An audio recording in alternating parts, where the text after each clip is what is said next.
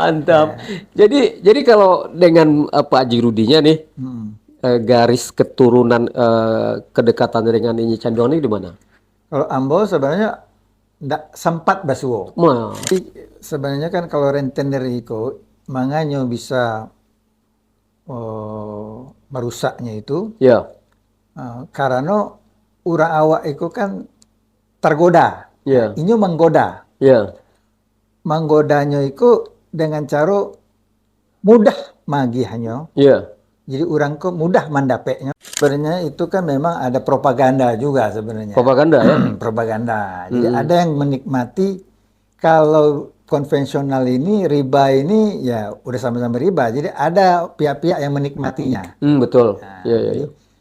padahal kan sudah terbukti yang dipropagandakan itu kan tidak benar. Iya. Terbukti Mm. sudah ada bank daerah ya Mm. yang sudah berhasil. Iya, Bawa juga kepada mudah-mudahan bisa memberikan inspirasi kepada teman-teman yang caleg, iya, iya, iya. stoplah politik uang. Iya, iya, iya, iya.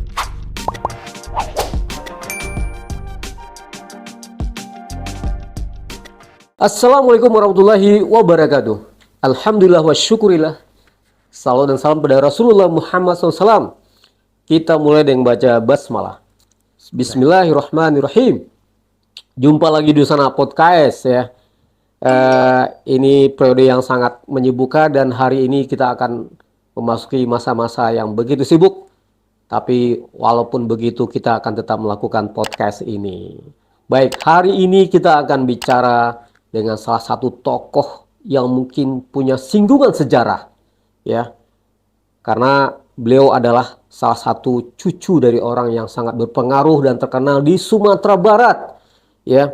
Dan mungkin Anda pernah mendengar Inyi Canduang ya. Salah satu ulama dan praktisi pendidikan agama di Sumatera Barat dan Agam khususnya. Kita sambut dengan hormat dan tepuk tangan yang meriah Bapak Rudi Wirawan, Haji Rudi Wirawan, dan mungkin ya kita akan bicara panjang lebar dengan Bapak Rudi nantinya. Baik, Pak Rudi apa kabar? Alhamdulillah, Alhamdulillah baik, sehat. sehat ya. Ini Pak Rudi dari Jakarta tadi Pak ya. Ya, Turun pesawat maunya sudah langsung kita mau podcast gitu.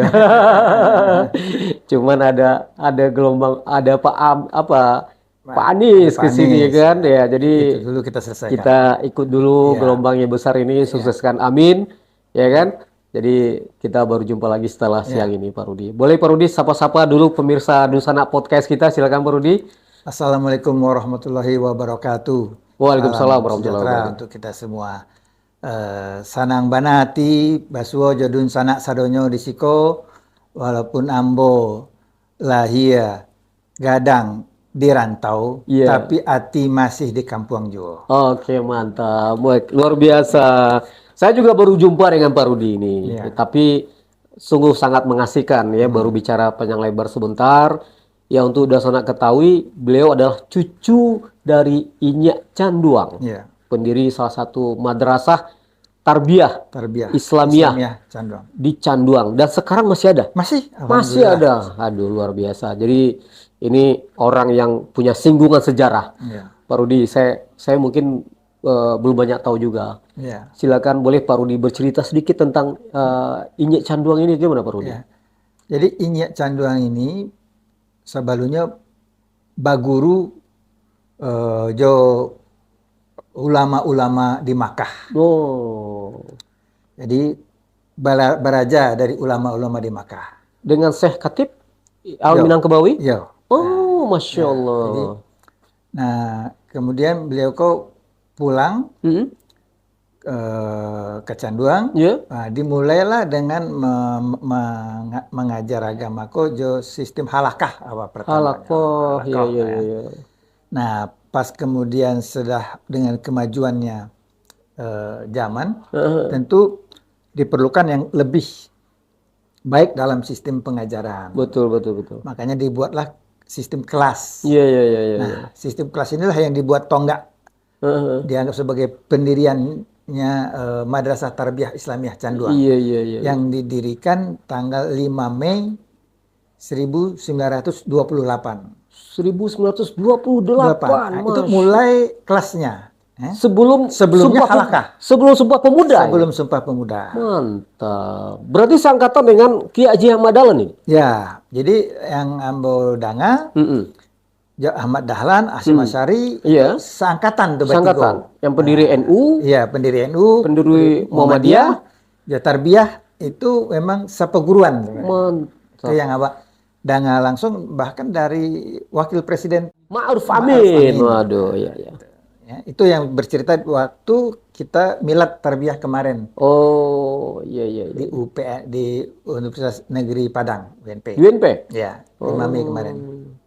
Jadi artinya ini kan kadang-kadang sejarah ini luar biasa. Ya, Ya, artinya kita tahu nih kalau Ki Haji Ahmad Dahlan dengan Asy'ari ya, ya, yang kakeknya Gus Dur misalnya kan, ya, itu kan memang pendiri NU seperguruan dengan Syekh Khatib Al-Minangkabawi, tapi ternyata di Sumatera Barat Inye Canduang, Iya. ya kan, dan mendirikan Perti dia. Perti ya. Perti. Ya. Tapi kalau dia bicara tentang tarbiyah, halakoh misalnya kan, itu sudah PKS banget sebenarnya gitu. Iya. Rasa jalan. Iya, saja lah gitu. Rasa jalan. Artinya bukan PKS saja yang mengistilahkan dengan tarbiyah, dengan halakoh. Iya. Ya Canduang sudah duluan Udah gitu. duluan. Mantap. Jadi kalau dengan Pak Haji Rudinya nih, garis keturunan kedekatannya dengan Inye Canduang ini di mana? Kalau Ambo sebenarnya enggak sempat basuo. Nah, iyalah. Karena orang Gai Ambo itu setelah SMA nyolah merantau Iya betul. ke Palembang. Iya betul. Bekerja di perusahaan minyak Amerika, Stanford. Nah, jadi tidak pernah sempat Ambo berhubungan. Cuman memang apa Ambo kok walaupun sejak mudalah merantau, tapi alhamdulillah nilai-nilai kampung kok masih dipegang, diturunkan ke anak-anak. Begitu juga sama Ambo, sejak muda begitu nikah dapat dibawa ke Palembang. Iya. Tapi alhamdulillah di rumah tetap mengecek bakso Minang. Oh, mantap. Kini pun dipukas bakso Minang itu kan.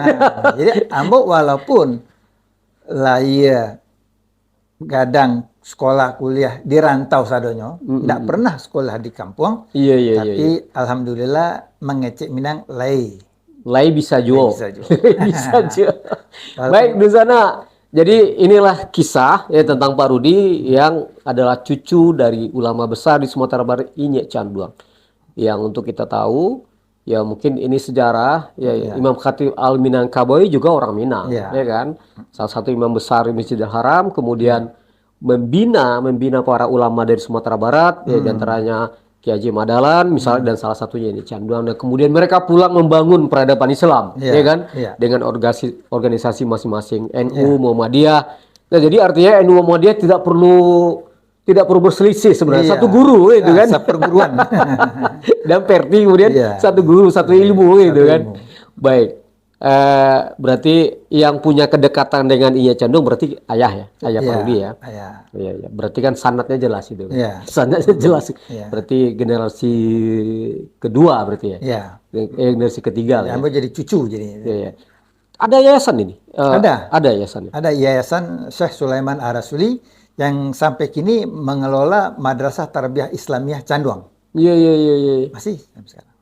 Kalau berarti Inye Canduang dengan Syekh Sulaiman Ar-Rasuli satu orang nih? Satu orang. Oh, sama. Namanya Syekh Sulaiman Ar-Rasuli. Iya. Tapi lebih dikenal orang sebagai Inye Canduang. Iya. Kalau Syekh Sulaiman Ar-Rasuli ini pernah baca gitu kan, tapi yang Inye Canduang ini ternyata beliau ya. Beliau itu orang-orang zaman lalu itu menyebutnya lebih dikenal sebagai Inye Canduang. Inilah mestinya yang harus kita lakukan Pak Rudi ya, karena ternyata sejarah ini kadang-kadang belum dipublis ya. Salah satunya mohon maaf lah kalau kita bicara tentang Syekh Imam Khatib Al-Minangkabawi kabarnya itu Malaysia saja punya referensi yang lebih lengkap dari kita. Dan ternyata Imam Khatib ini tidak hanya seorang imam besar masjid, tapi juga menguasai ilmu matematika. Dan itu dibuat seminarnya di Malaysia. Nah, di kita nih track record beliau yang cuma kita Minangkabawi aja kayak gitu kan. Nah termasuk ya kita perlu anak-anak muda ini perlu lagi lah menggali sejarah tentang ulama kita ya kan, karena beliau sudah membangun peradaban awal untuk Minangkabau lah misalnya. Jadi Sudut Dasar Podcast, Pak Haji Rudi kita ini dia akan menjadi salah satu caleg ya DPR RI untuk Sumatera Barat 2 ya kan. Nomor berapa Pak Rudi?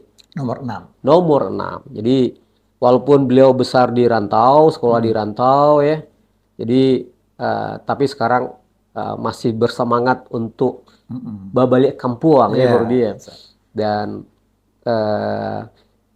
pulang kampung ya kemudian akan menjadi caleg DPR RI kembali untuk membangun kampung halaman. Insya Allah. Insya Allah. Boleh tahu nggak perlu di latar belakang pendidikan, pekerjaan? Silakan perlu dibagi ke kita. Oh, jadi Ambo memang seperti tadi lahir sekolah mulai dari SD, SMP, SMA itu di Jakarta. Di Jakarta. Dan kuliah pun di Universitas Brawijaya Malang. Brawijaya Malang. Terus kemudian melanjutkan S2-nya di San Francisco di Amerika. Mantap. Jadi memang tidak pernah sekolah atau gadang di kampung. Iya. Tetapi kembali lagi saya Ambo ke Ciancako, walaupun Ambo indak laya, indak sekolah, indak gadang di kampung, tapi kepedulian hati Ambo masih di kampung. Iya. Jadi turun dari apa jo ama Ambo yang memang selalu mendidik anak-anaknya untuk ingat kampung, bangun kampung, bantu orang kampung. Bantu orang kampung. Dan itulah yang Ambo Calia di waktu tahun 1998 kan ada krisis moneter. Betul, reformasi. Nah, itu jadi apa Ambo jo kawan-kawannya mendengar ada masalah di kampung banyak rentenir, maka apa Ambo jo kawan-kawannya bersama-sama mencoba membantu ekonomi umat itu dengan mendirikan BPRS sampai Angke Canduang. Tahun 1998. 98. Apa Pak Rudi? Orang tua, ayah ya? Jo kawan-kawannya. Jo kawan-kawan. Perantauan. Oh, perantauan. Orang-orang yang dirantau. Orang-orang sampai Angke Canduang. Dulu kan masih satu kecamatan. Iya. Sampai Angke Canduang itu cek kecamatan. Alun dipisah. Iya. Kan kini kan dipisah. Kecamatan Ampe Angke, Kecamatan Canduang. Kalau dulu masih cek kecamatan. Iya. Ampe Angke Canduang. Iya. Nah, jadi tahun itulah kami mendirikan BPRS Ampe Angke Canduang. Jadi syariah. Jadi syariah. Iya. Dan alhamdulillah Ambo juga satu menjadi pemegang saham di BPRS Ampe Angke Canduang. Oke. Ini menarik nih. Nah. Kalau kita bahas tentang ekonomi syariah ini, kebetulan Pak Rudi adalah MBA, tamat Amerika, kan konvensional nih kan? Ya. Saya mau karena pembahasan tentang tengkulak tadi sudah beberapa kali nih kita bicara tentang tengkulak atau rentenir. Analisa yang muncul ya semua sepakat Pak Rudi. Salah satu yang menggerogoti ekonomi kita di Sumatera Barat atau di kampung-kampung kota lain itu adalah rentenir. Rentenir itu ya seperti bank sampai 6. Pinjam sampai balian 6. Cuman putaran pitihnya tuh ada di lapisan terendah di daerah di pasar. Ya kan? Di pasar. Sehingga rata-rata pedagang-pedagang UMKM mikro ya kecil gitu, justru mereka tersangkut dengan piutang yang bunganya besar. Contoh kasus misalnya mungkin untuk penjual lontong hanya butuh modal nggak sampai 1.500.000 misalnya kan, terus sekali putaran. Tapi mereka minjam 5 juta. Kemudian pendapatan dari hasil harian itu untuk nyicil itu selebare. Bayangkan itu hampir terjadi di banyak pasar. Sehingga tentu secara ekonomi pitih yang dapat tidak hanya membangun ekonomi tapi sibuk untuk membayar hutang. Dan itulah jadi fin. Alulai julu-julu tembak namoy macam-macam lah. Nah, sebenarnya kalau misalnya dari orang tua Pak Rudi sudah membuat perbankan syariah dan Pak Rudi ikut di dalamnya, sebenarnya kan itu lah solusi sebenarnya yang harus dilakukan. Amo bita pernah pe parodi. Apo kira-kira langkah-langkah awak ya selain yang membuat ya rentenir itu berkibar dan itulah jadi masalah. Maksudnya lah jadi masalah yang sangat mendasar merusak kepenuh tatanan ekonomi dan keluarga. Iya. Iko mungkin minta pendapat parodi jo bah kira-kira dengan persoalan masyarakat awak di ekonomi takai. Jadi sebenarnya kan kalau rentenir itu manganya bisa merusaknya itu. Ya. Karena urang awak itu kan tergoda. Ya. Ini menggoda. Ya. Menggodanya itu dengan cara mudah magihannya. Iya. Jadi orang kok mudah mendapatnya. Iya. Ya. Terus kemudian capek prosesnya. Proses cepat ya. Jadi orang kok tak goda. Kalau sedang butuh, aiko mudah capek. Nggak perlu agunan. Nggak perlu agunan. Nggak perlu banyak administrasi. Iya. Cair capek lo, kan? Cair capek lo. Itu yang godaan yang betul. Membuat orang kota jare. Iya betul. Tapi kan ada konsekuensinya. Sadonya itu kan pasti ada konsekuensinya. Iya betul. Inyo mudah capek magia, mudah magia. Itu memang ada niatnya untuk menjare.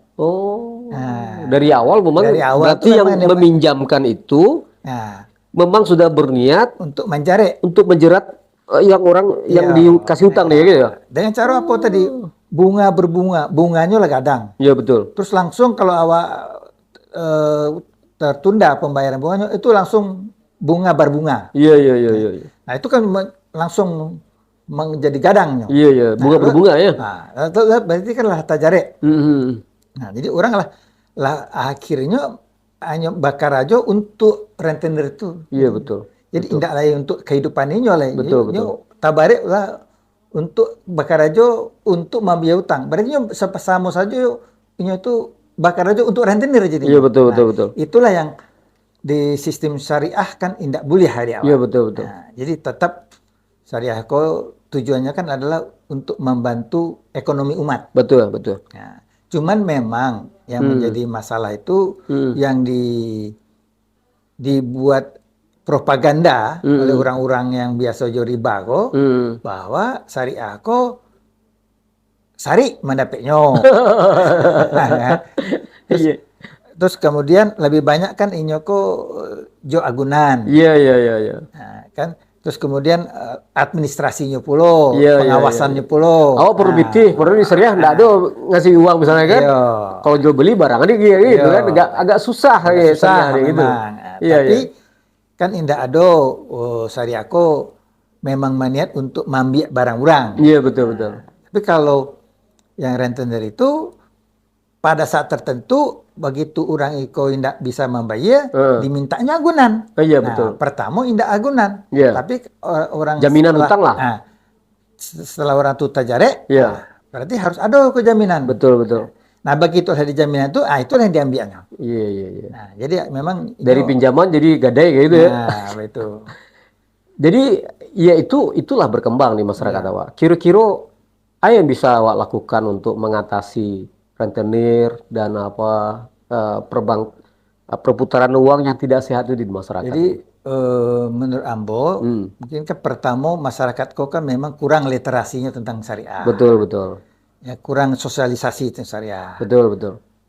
Dan juga kurang aksesnya ke syariah. Betul. Jadi karena tidak ada hubungan itu, jadi literasi kurang, akses kurang, sehingga menjadi asingnya jadinya kan. Iya. Terus ditambah lagi propaganda. Makanya Ambo dari sejak dulu menjadi salah seorang pemegang saham di bank syariah sampai akhir canduang. Memang dari awal itu memang niat Ambo itu indah ada untuk menjadi pemilik salamonyo. Iya. Jadi makanya Ambo lah lama tapi kia dan mungkin kini kok lah menjadi keyakinan mungkin kinilah wakatunya Ambo akan insya Allah membagikan saham Ambo di bank syariah sampai akhir canduang ke masyarakat gitu. Agar tujuannya pertama untuk menggih literasi ke masyarakat. Bahwa ikolah syariah. Betul. Sebelumnya kurang. Terus kemudian memberi akses. Ya, memberi akses. Ya, kalau itu kan menjadi adu akses.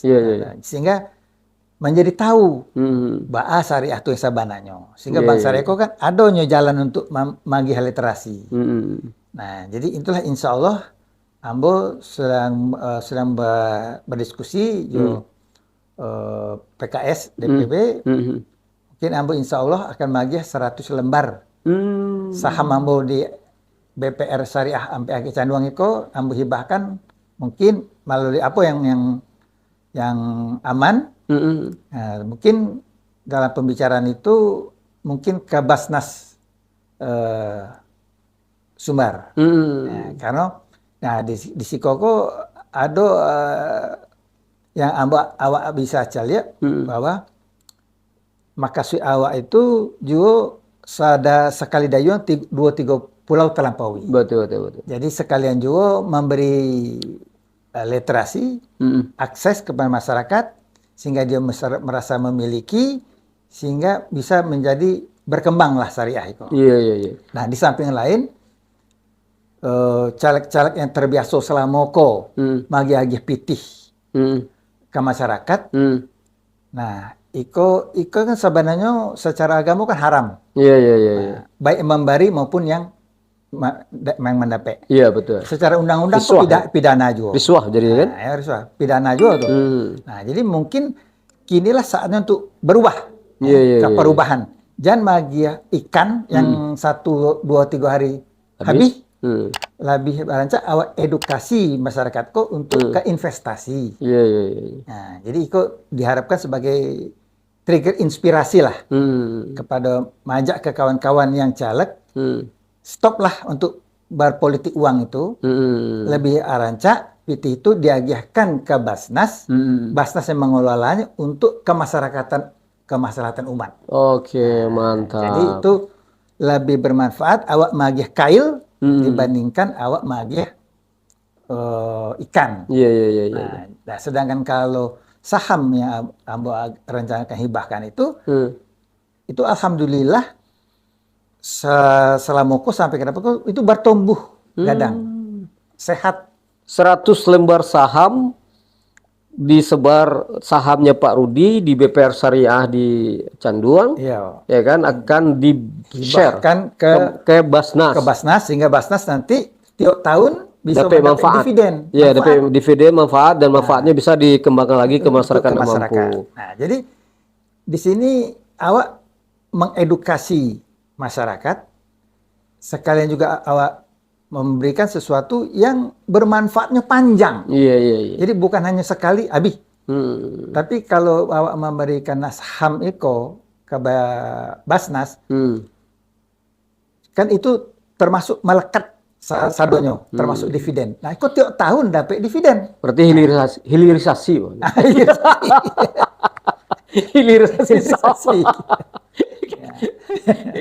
Lagi tren hilirisasi gitu. Hilirisasi saham Pak Rudi gitu. Jadi insya Allah itulah alatannya. Jadi bisa itu dianggap zakat Ambo atau sodako atau infak itu terserah lah Biko. Iya. Jadi, itu mungkin jatuhnya ke wakaf sebenarnya. Atau wakaf uang tuh sebenarnya. Bisa jadi wakaf uang jadi ya? Tidak uang. Ini kan saham tuh nilainya memang saham. Saham itu memang bernilai. Iya. Tapi kan itu kan hak kepemilikan. Iya, tapi artinya dana uang saham yang diasingkan. Iya. Nah, kalau uang diasingkan itu wakaf sebenarnya. Cuma ditaruh di Basnas. Iya. Nanti manfaatnya ya kan mauquf alaih namanya itu dari manfaat wakaf itu menjadi yang bisa dinikmati oleh masyarakat. Nah, tapi kan di Ambo kini kok yang Ambo bari itu kan saham itu kan berupa hak pemilikan. Karatehnya. Iya, lambang simbol gitu. Nah, tapi setelah setahun bank memberi dividen. Iya, betul. Memberi pitih ke yang memiliki Basnas. Iya. Nah, tapi yang memberi pitih kok bank hasil usahanya bukan Ambo lagi. Iya. Nah, kalau menurut Ambo sih sebenarnya lebih selain Basnas, lebih tepatnya nazir wakaf uang. Nah, Itu ya mungkin perlu didiskusikan lagi karena nazir wakaf uang itu menerima wakaf uang, ya kan, kemudian uangnya kayak sekarang nazir itu ada yang bekerja sama dengan BTN Syariah, di lock lah dana misalnya 1 miliar, 1 juta orang berwakaf, dikasihlah sertifikat wakaf oleh bank. Ya kan, 1 miliar itu akan dapat hadiah wadiah nanti 300 juta. 300 juta aku pitih yang bisa dipakai oleh masyarakat. Sementara pitih yang saham total tetap utuh gitu. Jadi konsepnya semua wakaf. Nah, jadi begini gitu. Biko didiskusikan lah di DPW. Boleh. Awak kan menyerahkan ke DPW karena awak kan PKS. Awak serahkanlah ke DPW. Oke, mantap. Mai rancak. Tapi kalau waktu itu Ustadz di DPW bertanya, nilainya, memang itu kan bukan perusahaan go public. Jadi tidak bisa tercali harganya bara. Tapi betul, secara nilai buku, 100 saham ko, per lembar sahamnya nilai bukunya kini ko lebih dari 2 juta per lembar saham. Jadi 2 juta? 2 juta lebih ya? Satu buku? Satu lembar? Satu lembar. Jadi kalau 100 lembar, sekitar 200 juta lebih ya? Tapi satu buku? 2 juta. Satu lembar saham. 2 juta. Lebih dari 2 juta. Kali 100. Kali 100. Jadi berarti 200 juta. 200 juta. Lebih lah. Kira-kira nilainya ya. Habis tuh total sampai Rudi. Masih ada basis sekete untuk kenang-kenangan. Iya. Para loa kenang-kenangan masih ada. Ada bakeh. Nah, itu ada ya stena gitu. Baik. Untuk ada ikatan batin. Mantap. Luar biasa. Baik, tepuk tangan dulu. Ini konsep baru nih, baru ada caleg yang begini, ya kan, tidak tebar uang, tidak tebar pesona, tapi betul-betul akan memberikan 100 lembar saham. Jadi bukan janji politik, tapi kan sebuah keinginan niat yang baik dari seorang Pak Rudi, lepas dari dia caleg ya gitu kan, untuk memperbaiki ekonomi masyarakat, umat ya gitu kan. Perekonomian umat. Jadi artinya solusi untuk rentenir tadi memang masyarakat harus dapat akses langsung dengan ekonomi syariah, ya gitu literasi dan akses. Ya, kadang-kadang kan di masyarakat sini BPR syariahnya nggak ada gitu kan, atau pernah dibuat kayak BMT itu gulung tikar, gara-gara macet kan gitu kan. Nah, mungkin yang perlu kita pelajari nazir wakaf uang, nazir wakaf uang mungkin. Lain waktu nanti kita diskusi sama Pak Rudi tentang wakaf uang ini, saya yakin karena beliau pakar ekonomi dan basicnya Amerika gitu. Jadi basicnya beliau ini bukan ekonomi syariah gitu. Ekonomi konvensional gitu kan. Tapi mudah-mudahan dia akan artinya basic ilmu itu dipengaruhi dengan secara historis punya keluarga dengan canduang, tentu kedekatan dengan syariah tentu lebih memberikan warna kepada kita, betul. Walaupun ilmu barat, tapi pengalaman syariah tentu lebih kuat. Panggilan itu tetap ada. Gitu. Baik, kini sebentar lagi Pak Rudi ini akan mudah-mudahan jadi anggota DPR RI ini. Amin, insya Allah. Dengan pengalaman sebagai praktisi keuangan ya. Karena di Brawijaya juga akuntansi, angkutan, kemudian dia juga MBA, ya kan? Nah, sekarang berarti pakar ekonomi lah dan keuangan. Kita tadi udah bicara tentang ekonomi, mikroekonomi di kampung-kampung. Jadi salah satu solusinya adalah memang harus memperbanyak BPR syariah, gitu. Dan itu sudah dibuktikan. Yang dibangun sejak 98 masih sekarang masih ini bagus bertumbuh, ya gitu kan? Asetnya berapa sekarang? Sekarang sudah sekitar 50-an miliar. Wah, mantap. Ini berarti BMT yang sudah tidur perlu belajar lagi, kan gitu kan? Kenapa BPR syariah di Candung ini ternyata bisa bertumbuh dengan baik? Nah, ini perlu dipelajari apa resepnya, gitu kan? Tapi yang jelas Pak Rudi akan ke Senayan. Insya Allah. Kira-kira nih di DPR RI sebagai ALEG ini apa yang akan Pak Rudi perjuangkan kira-kira untuk Sumatera Barat ini? Nah, ini salah satu kenapa saya memilih Dapil Sumatera Barat, kampung saya sendiri. Karena secara logika bagi orang mengatakan, kawan saya TK, kawan SD, kawan SMA, kawan kuliah, kawan kerja, kan semua di Jakarta. Lebih mudah sebenarnya. Tetapi karena sistemnya ini adalah Dapil, di mana konstituennya itu adalah Dapilnya, maka Alek itu kan harus memberikan kontribusi kepada dapilnya kan. Iya, iya, iya. Jadi kalau saya Ambo dapilnya Jakarta, lebih mudah karena kawan-kawan di sana.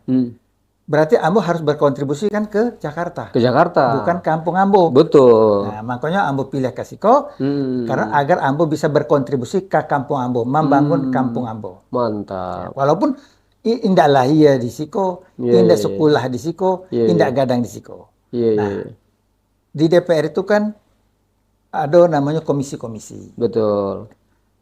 Kebetulan dengan kompetensi, pengalaman, dan background pendidikan Ambo di industri keuangan, betul. Insya Allah kalau Allah mentakdirkan, nah, itu kuncinya kan, kalau Allah mentakdirkan, mengizinkan Ambo menjadi anggota dewan, mudah-mudahan Ambo ditempatkan di komisi keuangan. Nah, di komisi keuangan itu bisa lebih banyak memberikan kontribusi ke daerah, karena di situ kan ada anggaran. Ya. Juga industri keuangan. Iya, betul. Nah, disinilah awak bisa memperjuangkan, memang diperlukan pengetahuan dan pengalaman untuk bisa berargumentasi, sehingga bisa memenangkan debat di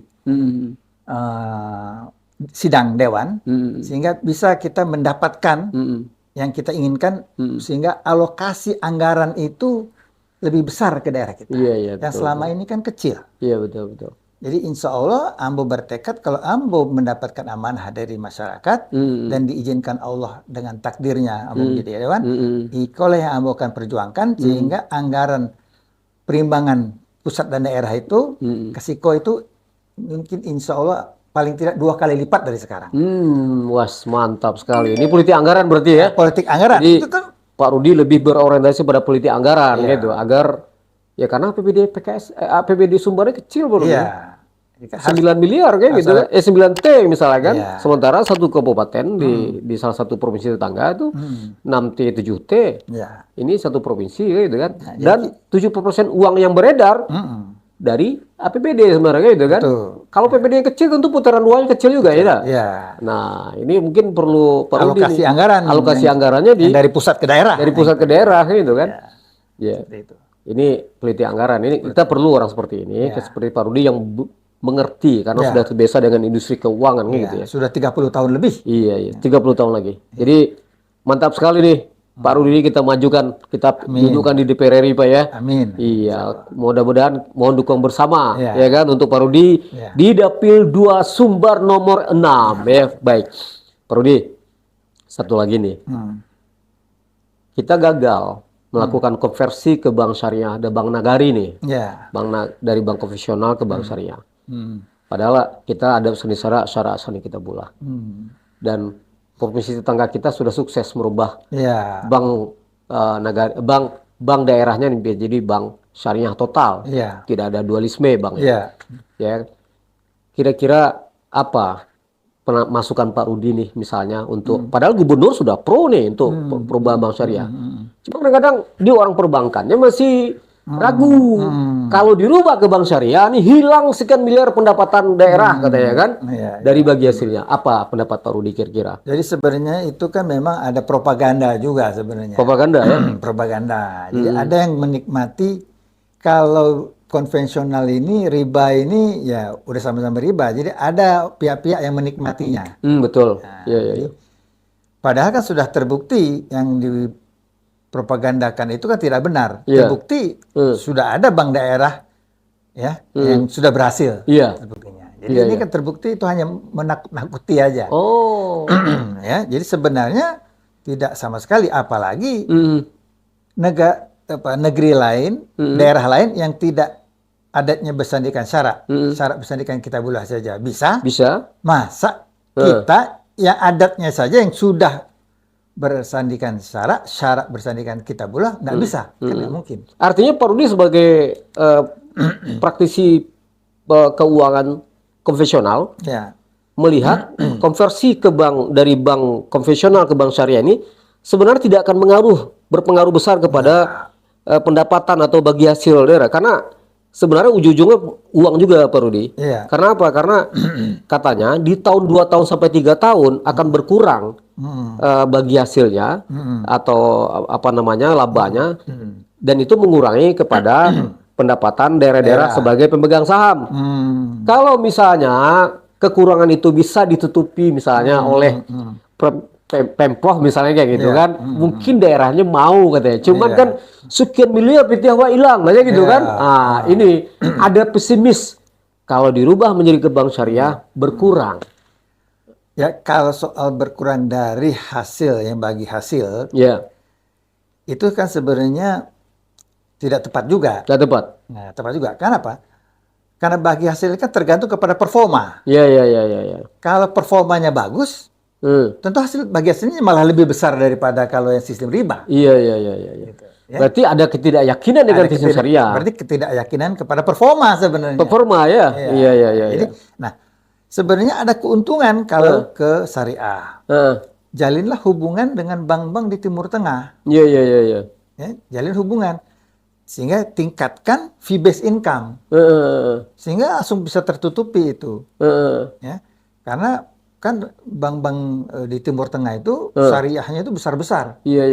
Yang di Dubai maupun atau di Saudi. Iya. Itu besar-besar. Nah, kalau dijalin hubungan ke sana dan kita bisa melaksanakan kegiatan yang tidak hanya tergantung kepada bagi hasil dengan debitur saja, tetapi juga membuat kegiatan yang fee based income, ya, maka itu bisa malah melebihi.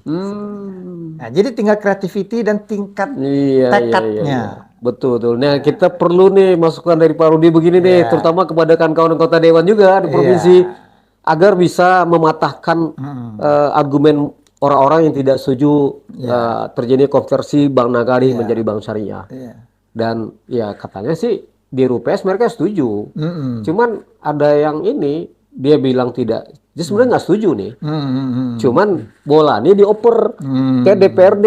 Nah, jadilah persoalannya jadi politis gitu kan. Nah, mungkin dia nggak mau aja. Kalau nanti diuntungkan jadi bank syariah yang nepina ya kayak gitu kan. Nah, jadi politis isu. Jadi politis. Ya kan.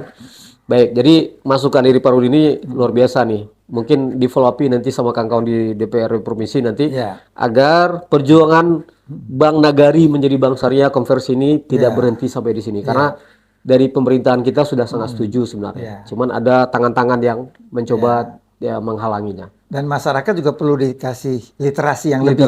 Iya betul. Ya, dan akses. Iya betul. Nah, itulah yang kenapa Ambo lakukan sekarang ini dengan memberikan hibah kepada Basnas sehingga masyarakat bisa melihat manfaatnya. Iya betul. Gitu. Baik dari segi literasi maupun dari segi akses. Iya. Baik, jadi demikianlah barangkali Dunsana Podcast ya. Bincang kita dengan Pak Haji Rudi yang memang cucu dari Buya Inyek Canduang yang ternyata membawa ide besar ke kampung kita ini. Dan pembicaraan tentang bagaimana berkuasanya rentenir ini sudah menjadi pembicaraan yang sampai hari ini kadang-kadang solusinya belum kita temukan karena masih banyak daerah. Tapi hari ini Pak Rudi mencoba merubah frame itu sehingga salah satu yang mereka beliau perjuangkan adalah ya memberikan akses kepada masyarakat sehingga sahamnya 200 lembar di BPR Syariah di Canduang akan diberikan kepada Basnas, kemudian manfaatnya akan dirasakan oleh masyarakat. Dan kita memang betul butuh praktisi ekonomi seperti Pak Rudi ini, dan mudah-mudahan kita doakan beliau ya duduk di DPR RI pusat nantinya. Ya, amin. Iya, mungkin Pak Rudi masih ada pesan-pesan, silakan. Ya, pesan saya tadi seperti yang saya sampaikan sebelumnya, sekedar merefresh bahwa pertama kita ini harus memikirkan dan melakukan hal yang konkret untuk mengupayakan peningkatan ekonomi umat. Iya. Itu pertama. Karena ekonomi umat ini kan yang harus kita konkret kita laksanakan. Iya. Kedua, himbauan juga kepada mudah-mudahan bisa memberikan inspirasi kepada teman-teman yang caleg. Iya. Stoplah politik uang. Iya. Itu dari segi agama dosa, Iya. dari segi peraturan itu pidana. Iya. Jangan memberi lagi ikan Iya. yang nilainya tidak ada seberapa, 1-2 hari habis. Berikanlah berupa investasi. Investasi. Yang bisa bermanfaat panjang. Malah sampai akhir hayat ya. Bisa sampai akhir amal hayat. jariah. Ya, amal jariah. Mantap. Bahkan sudah wafat pun, Iya. amal jariah pun. Amal jariah, iya kan? Ya. Jadi itu dari Baik. saya. Di sana demikian pembicaraan yang singkat deh, tapi padat, bermutu dan sangat inspiratif dengan Pak Rudi kita ini, cucu dari Inyak Canduang, ya kan? Amin. Artinya keturunan, garis keturunan yang berikan warna kepada kesyariah, ya kan? Itu walaupun Pak Rudi ini tidak sekolah di sekolah agama, tetap nuansa syariah tetap mempengaruhi dirinya, kayak gitu ya. Iya. Artinya inilah luar biasanya ketika keluarga-keluarga soleh ketemu, kayak gitu kan. Kesolehan itu mengalir, kayak gitu. Mudah-mudahan begitu. Baik, demikian barangkali bicara kita dengan Pak Rudi. Mudah-mudahan beliau nanti kita harapkan duduk di DPR RI menjadi salah satu caleg dari Dapil 2 nantinya, Sumatera Barat 2 ya. Mudah-mudahan mari kita dukung Pak Rudi untuk ke DPR RI. Demikian, mohon maaf. Assalamualaikum warahmatullahi wabarakatuh. Waalaikumsalam warahmatullahi wabarakatuh. Oke, luar biasa. Iya.